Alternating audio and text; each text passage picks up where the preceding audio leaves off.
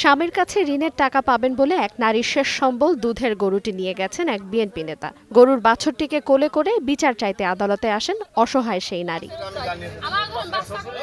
ঝালকাঠির রাজাপুর উপজেলার শুক্তাগড় ইউনিয়নের ভুক্তভোগী গৃহবধূ নার্গিস আক্তার জানান, গত কয়েক মাস ধরে তার স্বামী এলাকা ছাড়া, এমনকি স্ত্রীর খোঁজ খবরও রাখছেন না তিনি। গার্মেন্টসে চাকরি করে একটু একটু করে কিছু অর্থ জমিয়ে সম্প্রতি নার্গিস একটি দুধের গরু ক্রয় করেন। সেই গরুটির 1 মাসের একটি বাছুরও রয়েছে। এদিকে তার স্বামীর কাছে 20,000 টাকা পাওনা দাবি করে স্থানীয় শুক্তাগড় ইউনিয়নের 1 নং ওয়ার্ড বিএনপি সাধারণ সম্পাদক মোহাম্মদ বেলাল খান গরুটি নিয়ে যায়। গরু বেল্লাল লইয়ে গেছে, লই যাওয়ার পর আমি আমার খবর পাইছি যে আমার গরু নিয়েছে। কেডা বেল্লাল? আমি যাওয়ার পর কি গরু আনছো কা?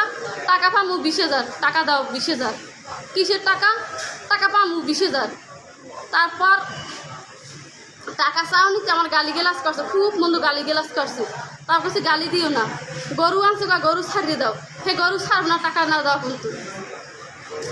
তারপর ওই কালাম চেয়ারম্যানের গেছি, তার ফোন দিছি। তারপর হে বলছে গরু দিয়ে দাও, এই টাকা দিয়ে গরু নিতে কইছে। টাকা আমি দিতে পারিনি, এরা 10টা পর্যন্ত বসেছিলাম। টাকা চায় তারা, টাকা আমি না দেওয়ার কারণে আমার গরু ফেরা দিলে।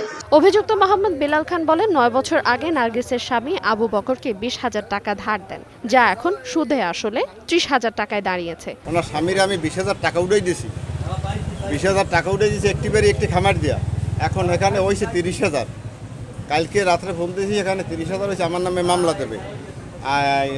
আমার নামে মামলা দেবে। আমি এই কোথারে অনেক আগে হইতে খালি হাত ধরি পাও ধরি এরা খালি।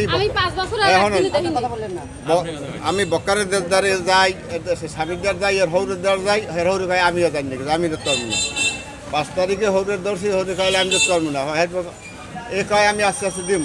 তোমার শ্বশুরে আইয়া তোমার কাগজে সই করিয়ে তোমার শ্বশুর গরু লই যাও, তাইলে আমরা গরু দিয়ে দেবো। স্থানীয়ভাবে যত মুরব্বী আছে আমরা চাই যে সেও আমার এলাকার, এও এলাকার, আমরা চাই একটা সমাধান। কত টাকা পায়?